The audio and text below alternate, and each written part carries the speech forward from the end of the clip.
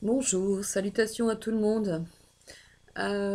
Partage aujourd'hui sur l'enfant intérieur, sur qu'est-ce que l'enfant intérieur, qu'est-ce qu'on entend par enfant intérieur, qu'est-ce que c'est que ces fameuses blessures de l'enfant intérieur, et surtout pourquoi c'est si important d'aller travailler sur son enfant intérieur. Alors, bien entendu, je vais vous partager en fonction de mes expériences, de mes connaissances, et de ma façon à moi de voir les choses. C'est à vous de voir si ça vous parle ou pas. Alors déjà, l'enfant intérieur, c'est une expression qui est beaucoup utilisée. Jouer avec son enfant intérieur, aller voir son enfant intérieur, travailler avec son enfant intérieur. Mais bon, qu'est-ce que c'est que cet enfant intérieur? Eh bien, pour moi déjà, il va falloir distinguer deux choses. Il y a l'enfant blessé en nous et il y a l'enfant doué en nous. Bien entendu, avant d'être un enfant blessé, ou d'avoir des enfants blessés en nous, on a été aussi, enfin, avant tout un enfant doué. Donc l'enfant doué, c'est cette part de nous je dirais, c'est la part de l'âme incarnée quelque part, c'est la part, la vibration avec laquelle on vient, et qui a envie de découvrir le monde, qui a envie d'apprendre, qui a envie de jouer dans le monde. Et donc cette part-là, elle vient s'incarner avec un potentiel, avec une fréquence. Et malheureusement, bien, il se trouve que déjà, ben, par le voile de l'oubli, par le voile de la matrice dans laquelle on va pénétrer, etc., cette part-là va déjà commencer à être un petit peu blessée. Et surtout, disons que quand dans notre enfance, ou même avant in utero, hein, cette part-là peut déjà commencer à être blessée. Eh bien, simplement, imaginez que vous arrivez avec toute votre fraîcheur, tous vos allants, tous vos envies, et puis que, pof, dans l'utérus, vous sentez que on ne vous veut pas, que vous n'êtes pas désiré, etc. Et ça va être déjà une première blessure. D'accord? Donc, du coup, cet enfant doué, c'est l'enfant qui a un potentiel, va apprendre petit à petit à cacher ce qu'il ressent, à cacher certaines choses qu'il perçoit, ne serait-ce que quand il perçoit par exemple les esprits de la nature, quand il perçoit d'autres mondes, et qui va se rendre compte que les adultes ne perçoivent pas la même chose et que quelque part c'est discriminant pour lui et que en plus ça ne le sert pas, et puis peut-être qu'il va se mettre à douter aussi de ce qu'il voit du coup. Eh bien, il va cacher, il va oublier, il va mettre sous le tapis toutes ces choses-là. Et lorsqu'il devient un enfant blessé, c'est surtout quand il commence à mettre des parts de lui-même sous le tapis et à prendre ce qu'on va appeler des masques pour paraître différent de ce qu'il est, tout simplement pour pouvoir être accepté. Donc le but du jeu, c'est de reconnaître tous ces parts de nous qui ont été blessées à différents moments et qui ont adopté des fonctionnements de survie qui peuvent passer par soit des systèmes réactifs face à certains stress, face à certaines situations, qui vont passer par la prise de masque. Ça veut dire je deviens quelqu'un d'autre, je fais semblant d'être quelqu'un d'autre. Dans ces masques, souvent il y a un jeu familial qui se joue et on va prendre le rôle que la famille nous donne. L'enfant rigolo, le pitre, le bout en train,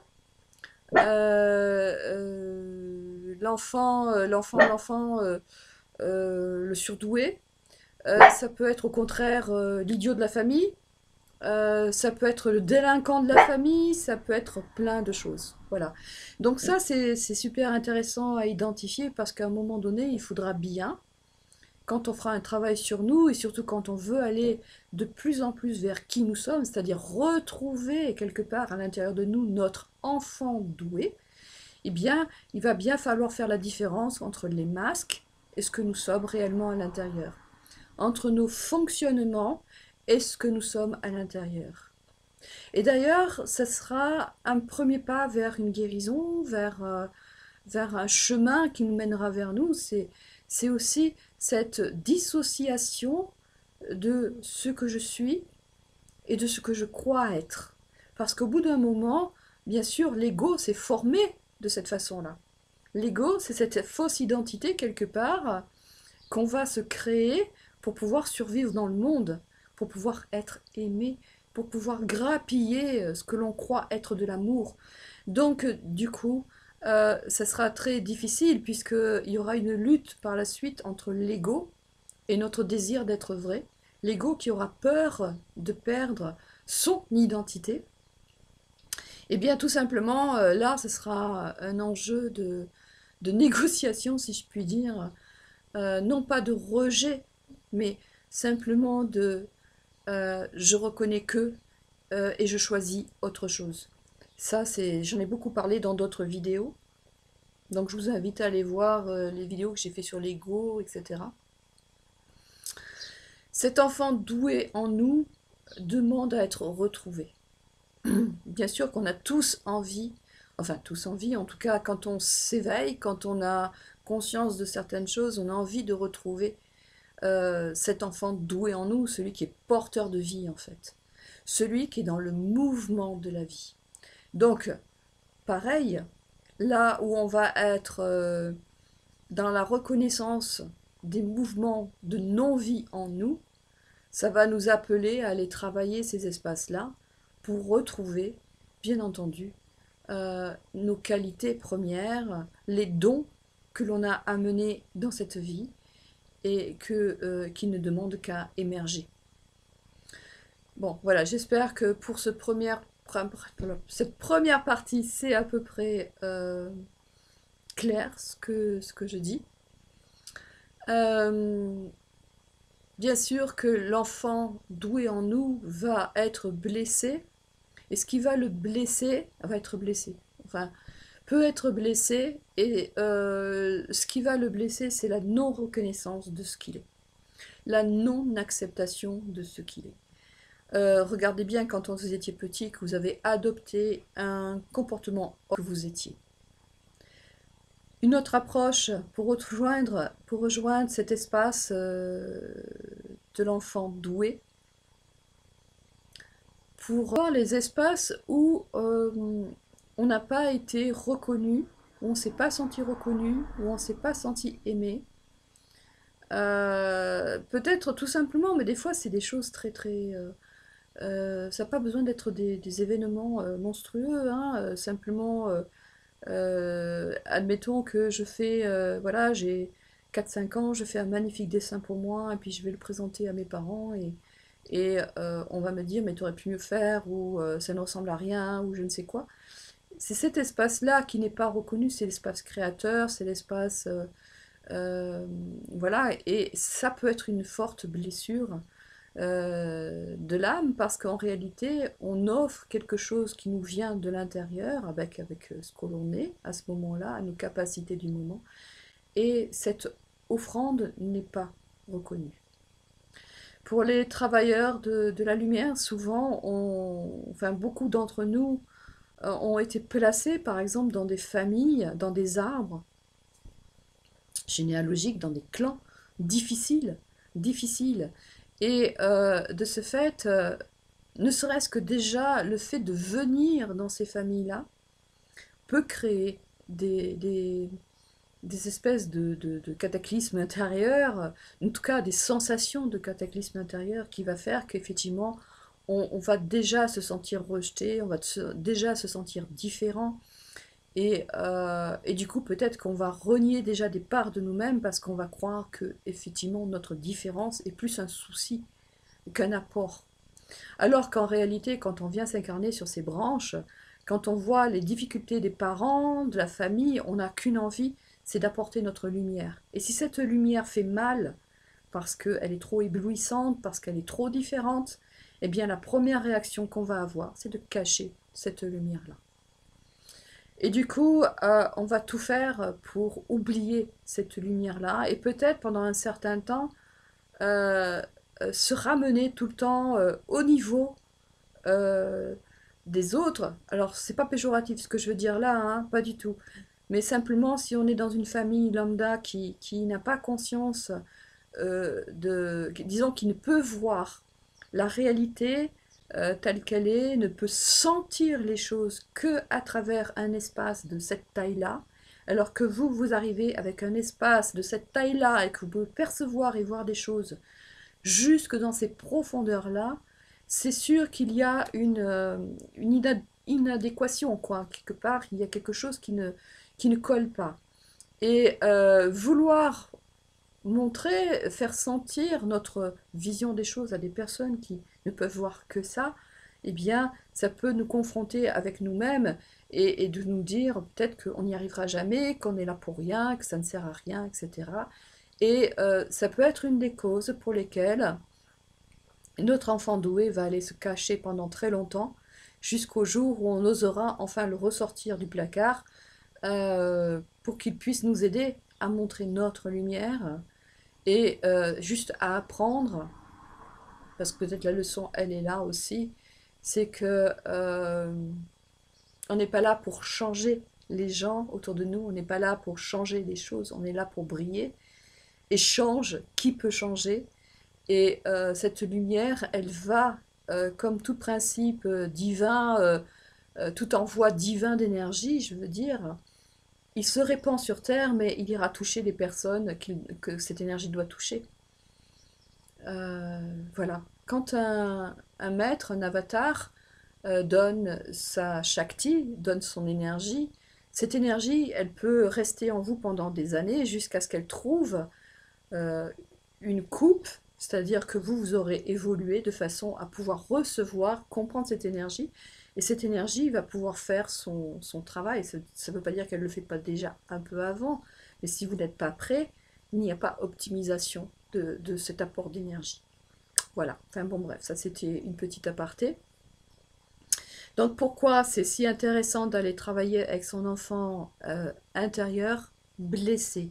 Eh bien l'enfant intérieur blessé, ce sont toutes les parts de nous donc qui ont posé des jugements, qui ont fait ce que j'appelle des arrêts sur image.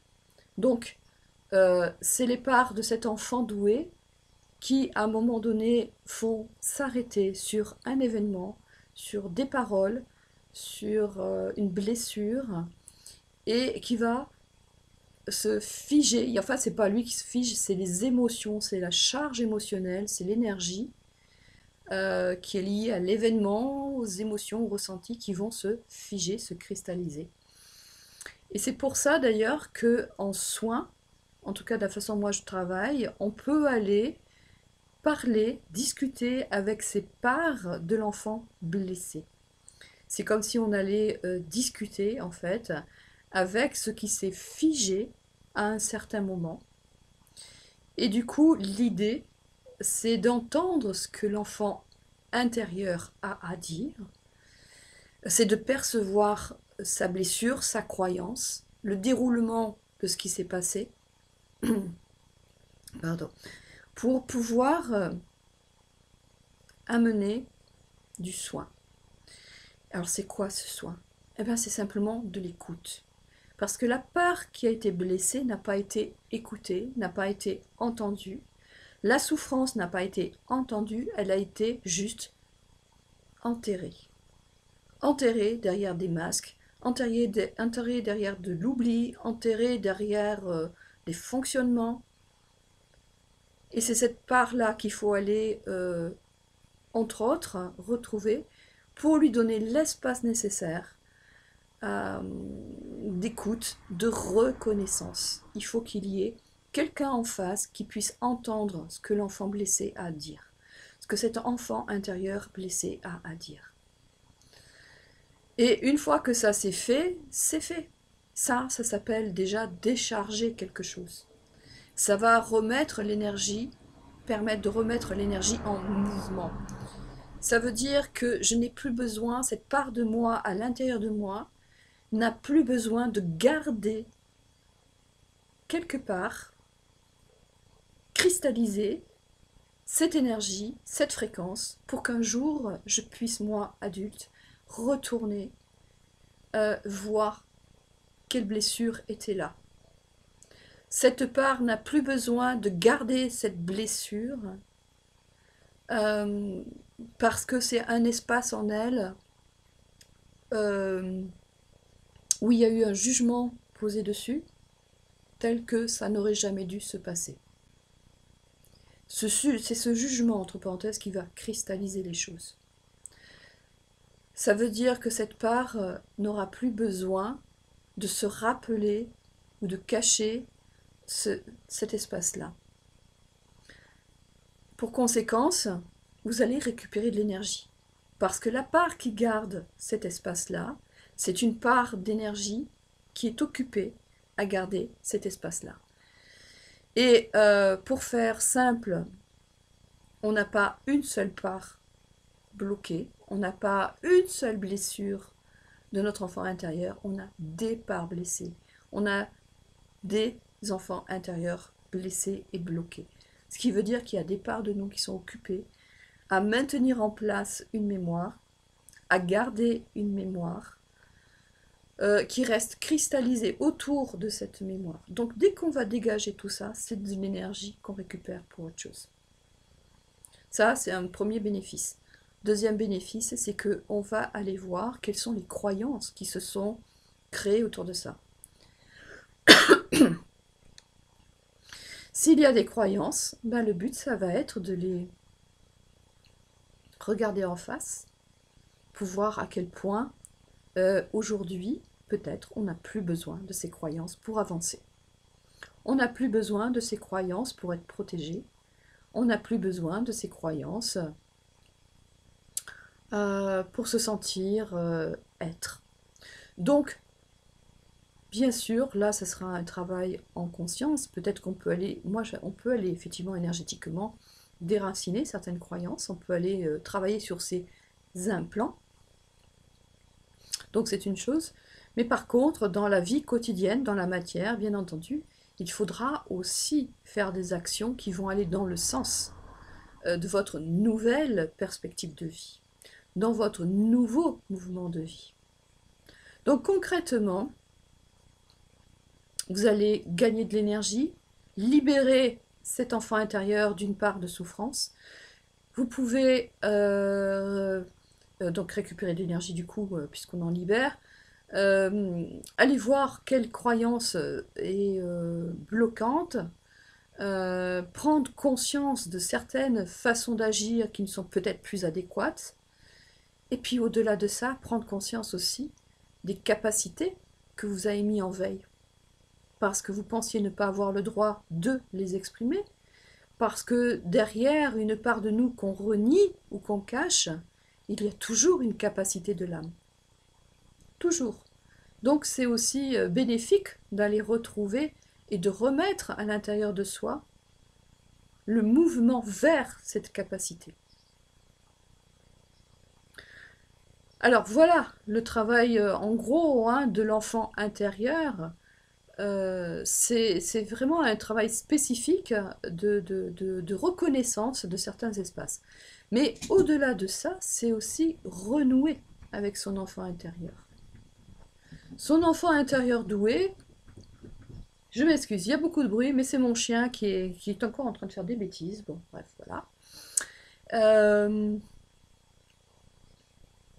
Quand on va à la rencontre, en tout cas je vais vous expliquer après comment moi je travaille sur les enfants intérieurs, mais dans cet espace-là, il y a aussi l'idée de connexion. Connexion à la part de soi, qu'elle soit blessée, qu'elle soit l'enfant doué. Ce sont des connexions parce que tout ça, c'est nous.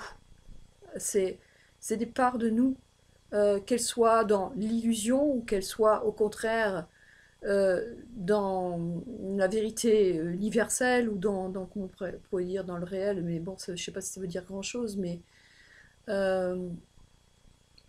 voilà, peu importe, ce sont des parts de nous. On va dire qu'il y en a qui sont éphémères, qui vont disparaître quand on disparaîtra. Ouais, on les retrouvera peut-être si on ne les a pas travaillés quand on reviendra se réincarner, mais bon, disons que des parts de personnalité qui vont disparaître avec notre personnalité, mais par contre, ce que nous sommes en essence, ça restera toujours avec nous. Il y a de l'éphémère et puis il y a du permanent. Voilà. Quelles que soient ces parts, elles ont besoin d'être regardées, accueillies, retrouvées. Certaines parce qu'elles permettent justement de défaire certaines illusions pour aller ramener de l'énergie sur la part réelle, ce qui lui appartient, lui rendre ce qui lui appartient, de façon à ce qu'on voie mieux ce qui est réel pour nous, ce qui est notre réalité à nous, notre essence, et du coup, de la voir un peu plus éclore. Et en même temps, c'est une connexion avec une part de nous, donc l'enfant doué, euh, qui détient des informations super intéressantes pour nous. Parce qu'il est lié à nos désirs, parce qu'il est lié à nos joies intérieures, parce il est lié à nos essences, à notre essence, à nos dons, à notre créativité. Et que quelquefois, cet enfant intérieur, c'est aussi un baromètre pour nous dire, ok, là, ce que tu fais, c'est ok, et là, ce que tu fais, c'est pas ok. C'est peut-être un baromètre aussi pour nous dire, tu vois, là, sur ce chemin, ça te fait joie, sur ce chemin-là, ça te fait pas joie. Euh, Là, tu es dans ta vérité, là, tu n'es pas dans ta vérité. Je ressens avec mon ventre, je ressens avec mon cœur. Et du coup, je peux me positionner peut-être différemment. Donc la connexion avec l'enfant intérieur, c'est quelque chose à travailler aussi. Euh, c'est à écouter parce que des fois, il va nous dire des choses qui sont peut-être pas forcément euh, du domaine de l'enfant doué, mais c'est toujours des informations qui vont nous parler de nous, de nos croyances et de nos résistances. Donc c'est toujours intéressant que ce soit d'écouter la voix de l'enfant blessé comme la voix de l'enfant doué. Et ces connexions, bah, ça se travaille. Ça se travaille tous les jours quand vous connectez de la joie, quand vous connectez de la lumière, quelque chose qui fait vibrer, pétiller à l'intérieur de vous. Vous êtes déjà dans la connexion avec votre enfant doué, avec votre enfant intérieur doué, avec votre essence et du coup, par relation avec votre âme. Pour moi, il y a un lien très très étroit entre l'âme et l'enfant intérieur, hein, et l'enfant doué. Et les blessures d'âme et les blessures de l'enfant aussi intérieur. Alors cet enfant intérieur, on peut aussi le positionner différemment entre enfant du passé et enfant d'aujourd'hui.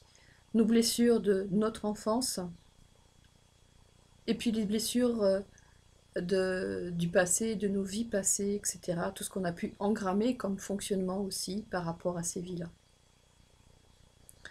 Quand je travaillais sur les structures de caractère, on travaillait beaucoup sur l'enfant, les enfants, les blessures de l'enfant du passé, des vies passées. C'était intéressant aussi, c'est une autre façon de faire. Voilà. En tout cas, ah oui, j'avais dit que je vous expliquerai quand même comment moi je procède dans mes soins.